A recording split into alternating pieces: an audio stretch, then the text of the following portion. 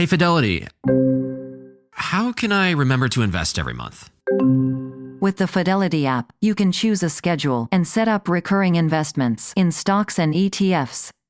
Oh, that sounds easier than I thought. You got this. Yeah, I do. Now, where did I put my keys? You will find them where you left them. Investing involves risk, including risk of loss. Fidelity Brokerage Services, LLC, member NYSE, SIPC.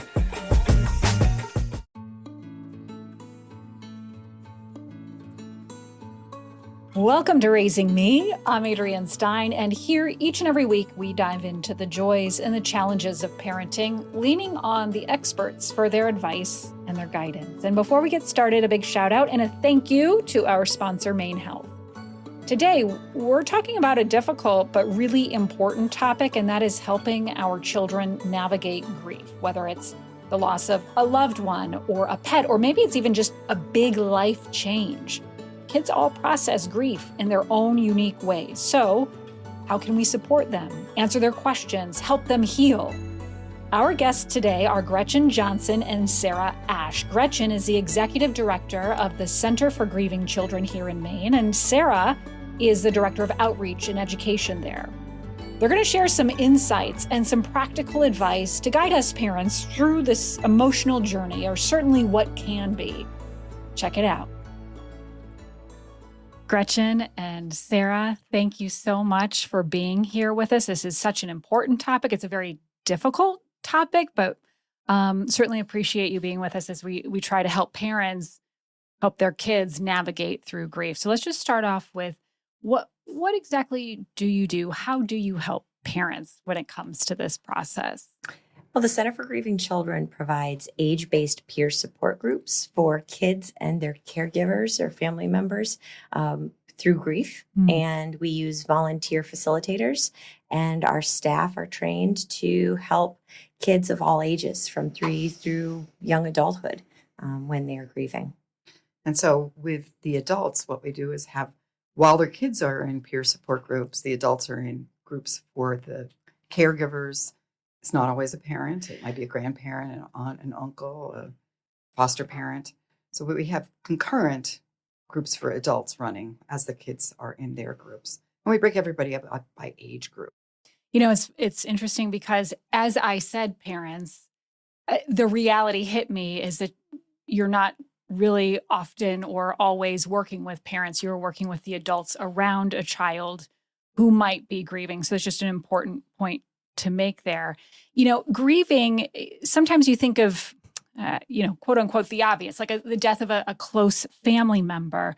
But grief can come in many forms when it comes to kids. What are some of those ways that kids can experience grief? The same way we all experience grief. We say at the center, where there's change, there's loss. And where there's loss, there's grief.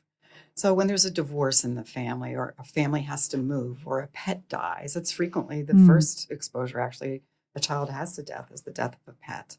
Those are all losses. A best friend, a breakup of a relationship. Those are all things. For adults, loss of a job. So those things can all bring up feelings of loss and grief. And one of the things that I think is really interesting is that past experiences of grief, so for adults who have lived a long life compared to the kids, when they re-experience grief, I know that I, as an adult, sometimes go, why am I acting like a child? And it's because it's touching on those losses that we had at different stages of our lives where we acted like differently than we do as adults. That as we go through life, we learn to rationalize and hold back our feelings. And kids are like right in it with their feelings, especially the younger ones. Or they get some kind of existential grief, around teenage years that I can lapse into sometimes. And so it depends, really triggers things for adults also. Well, because we're bringing our past experiences into it. And for kids, they know no other way. This becomes part of their childhood. Grief is, it's such a complex emotion for adults. So do children process grief differently? And if so, how? Many different ways. Okay. I was going to say, yes, kids process it differently. And there's no one way to grieve. Yeah. I think that that's an important thing to remember, that childhood experiences are differing also just between age peers. Some kids come from very stable homes with lots of doting attention, and other kids come from kind of free range environments and can be pretty neglected too. And lots of young kids have had many experiences of grief and loss where other kids may never, they get to their teenage years and then all of a sudden have a loss. So those things all impact how kids grieve, but also age development does too. Very young children, we get calls frequently from parents or guardians who will say, it doesn't look like my child's grieving. Is this okay? And kids don't process things like adults do. They're really in the moment, those young kids. We as adults want to be in the moment. We try to do all this mindfulness stuff to relearn how to be in the moment, but kids are right there. And they miss what they miss when they're missing it. They're not carrying it over into the rest of their lives. Say that again. They miss what they miss when they're missing it. Wait, what do you mean? So if the bedtime ritual was, somebody tucks you into bed and reads you a story, and all of a sudden it's not there, that's when the grief will percolate up. Things that remind them of the person that they were missing, those things that they go through, rather than during the whole day carrying around this loss with them. Kids will throw themselves into their play. They'll throw themselves into whatever it is that they normally do. And then all of a sudden they'll stumble when something is missing that they want. And for the adults in their lives, sometimes they worry because that, for some adults, they carry that feeling, that heaviness with them all day throughout the day. And they're not able to throw themselves into play or other expressive activities. So for them to see their child sort of looking and seeming like everything's fine can be a little disorienting or alarming or cause concern.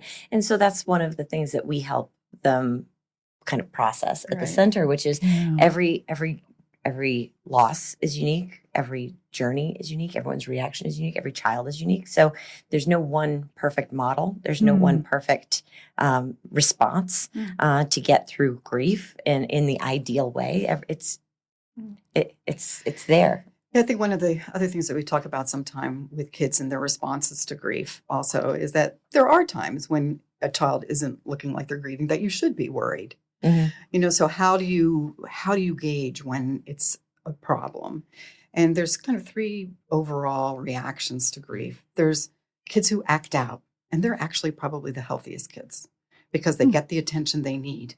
And they're the ones that bring people to the center because everybody's like, oh, what do we do with this kid? He's having so many feelings. And they call the center and say, can you help us?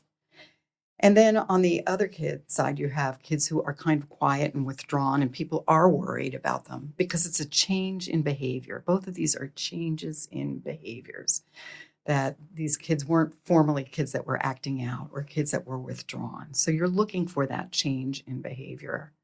And that withdrawn child will frequently get the support that they need as well.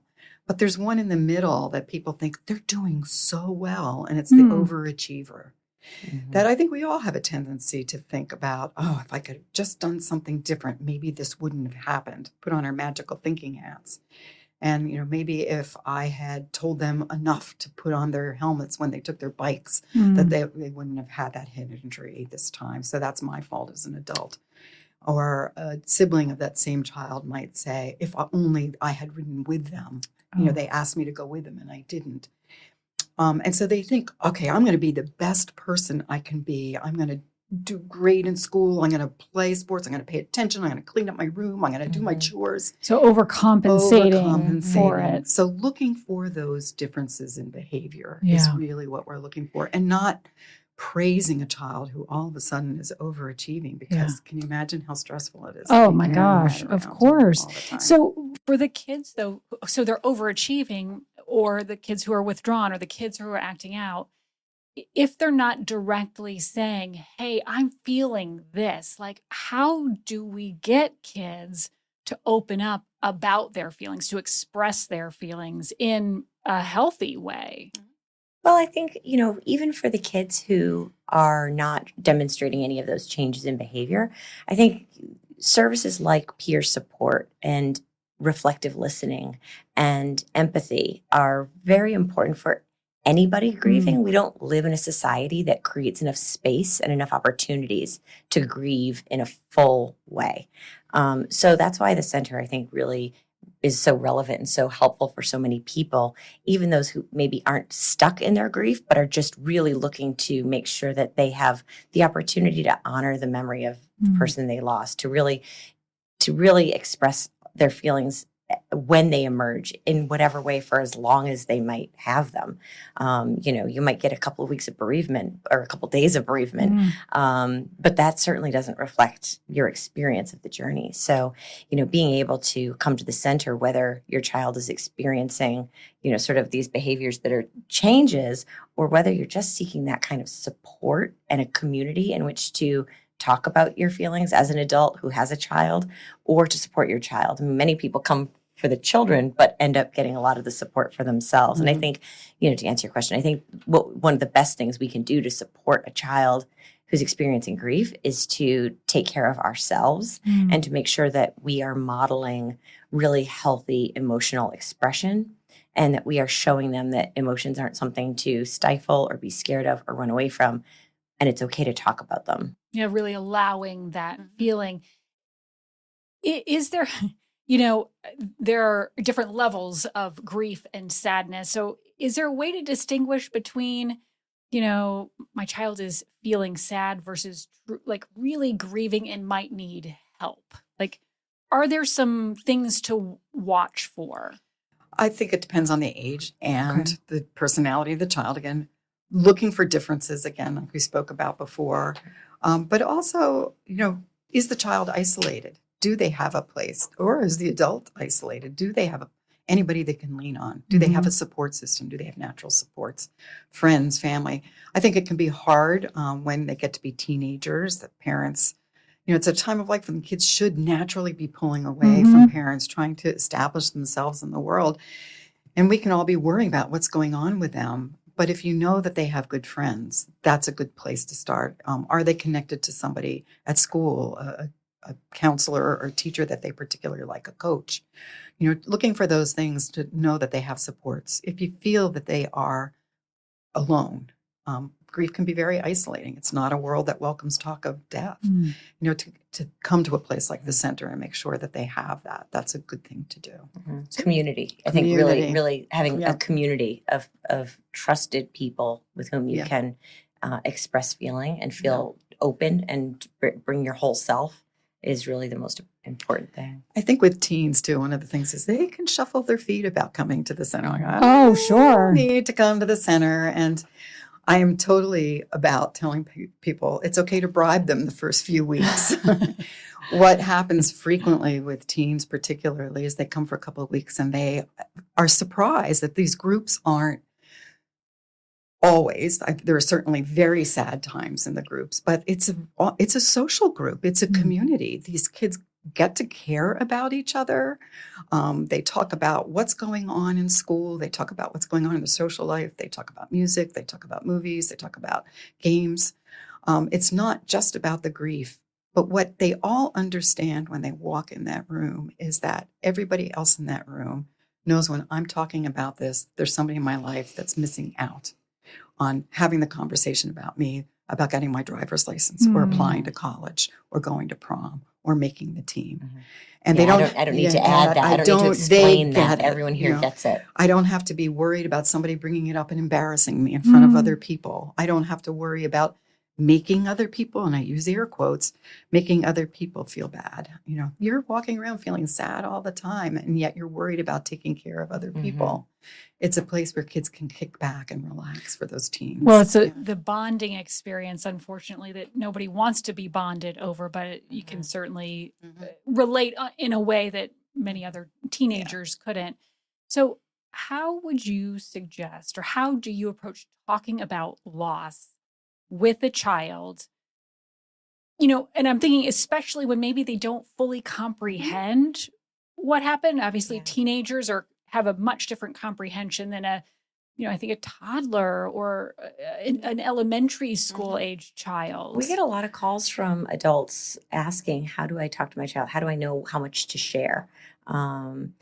I think especially when it's a complicated Mm-hmm. death, when there may be factors that might be beyond a young child's ability to understand, or, details that may be more than that child is ready to hear. And, often, and Sarah can speak to this in more detail, but often it's following the child's lead and really trusting the child to ask the questions that they need answered. And by allowing the child space and time to ask the questions that they have, and then answering those questions without, kind of sugarcoating things or trying to phrase things in a way that kind of makes it, I don't know, what's the... sanitizes Yeah, it yeah, exactly. in a way. Yeah. Exactly. I mean, and that brings up the point, but just being completely honest, like I'm in terms of like a really tragic situation. I mean, look, as parents, there are many times we don't maybe tell the whole story. So, where is that level of complete honesty when it comes to these situations, particularly in a tragic situation? Nothing feels better than feeling your best, which is why Maine Health continues to provide Northern New England with the best network of people, programs, and resources working to help you be your healthiest self. And by doing so, we're creating different paths and giving you options in personal wellness. That's health and care in harmony. That's Maine Health. To learn more, go to mainehealth.org/harmony. I think, when you were talking about telling a kid something, what your kids understand. I won't say that we necessarily know what our kids can take, but we know how our kids speak, the language that they use. I think what's important is to be truthful, but to only give small children, particularly small children, little bits of information, like starting off with, so I have something sad to tell you. Your pop-up died yesterday. Do you know what that means? And finding out what their level of understanding is. And then you might have to tell that child 6, 8, 12 times that, remember I told you pop-up died. His body's not working anymore. So he can't be with us. He can't eat. He can't talk. He can't see. He can't feel. So he can't be with us anymore. But you can always have him in your heart. Yeah. Do you have any questions about that? And eventually, if you keep leaving that space open for questions, that child gets to the point where, they're not coming back. And then it'll be, so they're not going to be here for Christmas? So they're not going to be able to give me the bike I wanted for my birthday? They're getting familiar with that. And then they might start asking questions more about, well, why did they die? And it can be as simply, that they got sick in a way that we couldn't help them with. Sometimes doctors can help people, and there's some times when they can't. You can be truthful and say his body just didn't work anymore because he was old. And then I think with young kids, when we get to those difficult conversations like suicide and like overdose, those things can be hard. But again, how do we want kids learning this? Because it's going to be on social media. It's going to be on the news. Would we rather have them learn this from us, or would we rather have them learn it on the playground, which happens? Oh my gosh. So I think that being truthful, but giving them little bits of information and saying, so Pop-Pop died. Do you have any questions? Well, how did he die? I said, well, his brain wasn't working right. And so he took his life because he felt like nobody thought that he was worth living for, So he didn't understand, because his brain wasn't working, that lots of people loved him and really want him here. Do you have any questions about that? That's enough for them to think about for a while. And you can always come back to me with questions. So finding gentler ways without sanitizing, but saying, this is what happened and this is why, in a way that the child can understand, is really, really important. Leaving room for the questions. Another point, though, that I think is important is sometimes a child will ask you a question and you won't know what to say. You just won't know what to say. I mean, that happens just on a daily basis in general. So, like, on such a delicate thing, then what? And then you say, wow, that's a really hard question. I need to think about that for a minute or for a while, and I'll get back to you. But then you have to get back to them. And then you think about how you want to phrase it. I mean, teachers, it happens in the classroom all the time. Can you imagine? So think about it, get back to them, and let them know that you will. And I don't know is a truthful answer. I don't know what to say is a truthful answer. So you're still being truthful, and you're just giving yourself time to organize your thoughts, research, call the center, say, what do I say? They ask this question. What are your resources? Who can I reach out to? And then go back to them, talk to them some more, ask them again if they have any questions. And I think the other point that you alluded to is also not being worried about having feelings as you're talking to kids. A lot of parents don't want to talk because they're afraid they're going to cry and just lose it. And I think it's really important for parents to know that you're teaching your kids that feelings are genuine, that as long as you're functional, they're natural, they're part of living. I think that what you have to be careful about with that is, are you falling apart in a scary way? Yeah. And if that's the case, then you need to step back and find someone who can come in and help with your child until you can at least say, I'm having a really hard time. I need to take care of myself. That's what we do when we're having big feelings. The idea is modeling that healthy expression of feeling. And if you can't do that, then you need to get some support for yourself before you're able to do that for your child. Because the goal is to be able to model for your child that feelings are natural, that feelings happen. Taking care of yourself is good. And that taking care of yourself is good, and that it's okay to talk about. But if you're overwhelmed and unable to express your feelings in a way that is, you don't want to create a sense of lack of safety. Right. Or fear in your child. And, so all these are great opportunities to model. But I think I think adult tendency is to avoid conversation at all. If the child isn't asking, that's great. Don't have to worry about it. I'm not comfortable talking about it, so I'm just going to avoid this conversation. And I think it's just important to remember that isn't really effective in processing. So drilling down on managing our own emotions as the parent or adult who is now the caretaker, maybe sole caretaker, we have got to put our own emotions sort of top of the card there. Yeah. Really. Yeah. They're important. They're the most important model for a child. So how do we do that in the midst of a really difficult situation? I think it is that.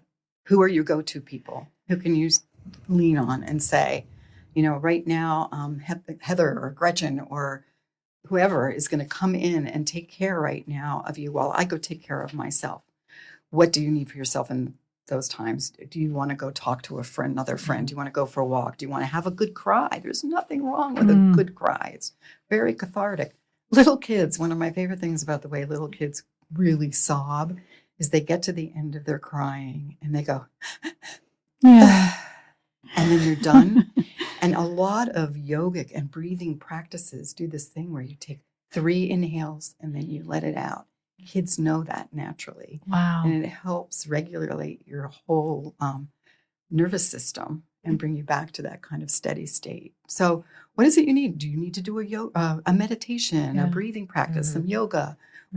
Draw, read. Doesn't it go back to putting your own oxygen mask on first? It's such simple advice, but it's so applicable in so many things that we do. This is certainly, one of those. Yeah. Not only is it good for us, but it's also, again, modeling that for the kids. And not just modeling, but also really, they feed off of our emotional state. They absorb it. So if we are holding on to grief, anxiety, depression, stress, they pick up on it in nonverbal ways all the time. So trying to avoid the conversation isn't really avoiding anything because they're still absorbing whatever you're not processing. And so being able to kind of address that is really important. And I think that's kind of going back to one of the questions you asked too, it's avoiding conversations. Kids learn to avoid conversations too.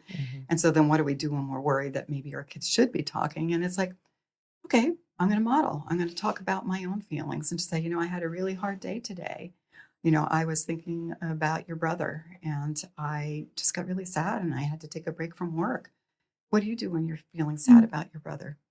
And do you have somebody that you feel like you can talk to about it? Those are the ways that you can have those conversations, not focusing on that child and putting them in the spotlight, but sharing. Putting it back on you. And modeling. And they may not open up the first time, but if you keep gently doing that. I just think too, like for parents and,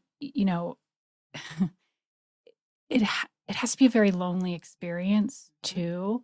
And so, like, what would you say to parents who might be listening, or caregivers, in this scenario, who might be listening, to let them know they are not alone? Come to the center. Yeah, I mean, grief is isolating. Very. We know It that. is, We yeah. know that the experience of grief makes people feel isolated, and we live in a society where it is even more isolating because of the lack of support and resources and time allowed Mhm. for a full grieving process, which we know takes forever. Mhm. So, finding community and support, and come to the center. And it doesn't have to be the center. Who are your support people? And check in with them and say, I know that I keep talking to you about this and it's got to be hard for you, but I appreciate it so much. If you acknowledge that this is hard for them because you really need the space, that people won't disappear. That can happen in grief, that good friends will get tired of hearing these stories because it's uncomfortable for them. Yeah. And you're really to let your friends know that you're there for them if something happens, no matter how long it takes. It's wonderful to bring people casseroles that they can have because they just aren't up to cooking right now. And it's awesome to offer rides to kids to events, but really being there and not judging somebody for their feelings. Listen to your friends, accept. Don't ever say you shouldn't feel that way. They do feel that way. So you're feeling, I hear that you are feeling just desolate still at 6 months and you just feel like you should be over this. But those are your feelings. How can I help you with those feelings? It can go on for a long time for some people, and some people it's a shorter time. But just knowing that there are people that are in your ballpark with you is really important. And it's not necessarily a linear No. path. In fact, it Yeah. rarely is a linear path where, it starts at its worst and then it just gets progressively better. Very rarely is that sort of the journey. It's very cyclical. Things come up, feelings come back, milestones are hit, reminders happen, different anniversaries, things like that evoke and bring you right back to that place. And knowing that you have friends and community and a support structure around you where if even 2 years down the road something happens and it brings you back to that place of grief, that you can share that with them, and that you can be open about the fact that this just basically ripped all of that wide open again. And knowing it's the same for your kids, that your kids are not going to get over the grief. They're going to carry this in their entire lives. We have lots of kids that come to the center that are grieving people that are important in their lives that they never met. And they're never going to have the opportunity to have those relationships. And as they hit different milestones, graduating from high school, going to college, getting married, having kids of their own, those people are going to percolate up in their lives again. And what I like to think about is that the grief scar stays the same size. The grief is always the same. It's just our life grows around it and looks bigger and bigger and bigger. So over time, it takes up proportionally less space in your life as your life expands. And that scar can still come open sometimes, but it'll heal a little bit more quickly because you have more tissue around it to help it heal. Do you have any ideas, or I'm sure you have ideas, what would be an idea to work in a way to honor the memory of somebody as part of, the healing process as you work toward trying to move toward joy again? What are some of those ways that you can honor the I was just going to say, there are so many cultures have their own traditions and beautiful kind of methods of honoring loved ones. And so if there are any kind of culturally significant traditions or rituals that you can attach to that feel like they really resonate for you, then that's a great place to start. But other people create their own new traditions. And I think we just came off the holiday season, which can be very difficult year after year for people who have had people that are important to them die. And we at the center create every year a memorial night in the holiday season to bring people's names into the holiday season. And you don't have to have a memorial night like we do, but, going to a family gathering where people maybe don't want to be reminded of your loss, to have some ritual at home that you do, like, let's tonight tell stories about Dad around Christmas. Let's tell stories about, when you go on family vacation for the first time without somebody, what are the things that you used to do? Or do we have any to never be afraid to bring up the person's name. I was walking down the street one day and I bumped into a person who I hadn't seen in years, and since my mother died, actually. And they took the time to tell me a story I'd never heard about my mother. And it was like she was just there with me again. And some people think, I'm going to make them sad, but people are already carrying that stuff around. Yeah. So my own daughter, I asked, it was around the holidays, and I asked, how do you want to remember grandma, and I think it was really helpful to ask her too, to say, this might feel hard. This might remind us we're going to this family event where she's not there and she always was. How do you want to think about her, remember her at this? And, and she decided to wear one of my grandmother's pins, and so it was just a way that it was very child led. And it gave her the opportunity to do something, and she sort of wore it very proudly. So instead of feeling like the person was missing, she was able to sort of honor the memory and to also be very open, like, this is what I'm thinking about. This is a person I'm thinking of right now. So it also indicated to other adults that she was open to being asked about it. Yeah, and saying the grandmother's name. Yeah. If there was one takeaway, there are so many things to think about when we're navigating this with kids, but if there was one point to underline today, what would that be? I think for me, it's thinking about those 3 tasks of grieving. That the first one is to understand what's happened. And for little kids, that's like, somebody's not here right now, I miss them. Or for somebody a little bit older, it's going to be, somebody just died, who's going to take me to my practice now? And it can seem very self-centered, but for adults to understand that these reactions are important. Kids need to understand, how is this impacting me? And then they need to have the feelings.